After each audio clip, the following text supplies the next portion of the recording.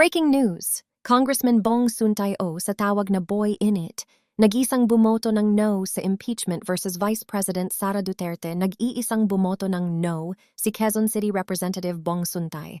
Sa botohan ng House Committee on Justice ng House of Representatives of the Philippines na nagdeklara na sufficient in substance ang mga impeachment complaint laban kay Vice President Sara Duterte. Sa botong 54 sa 1-0, pinagtibay ng komite na ang dalawang impeachment complaints ay may sapat na factual allegations na nag-uugnay sa mga sinasabing aksyon sa mga impeachable offenses, kaya maaari itong umusad sa susunod na yugto ng proseso.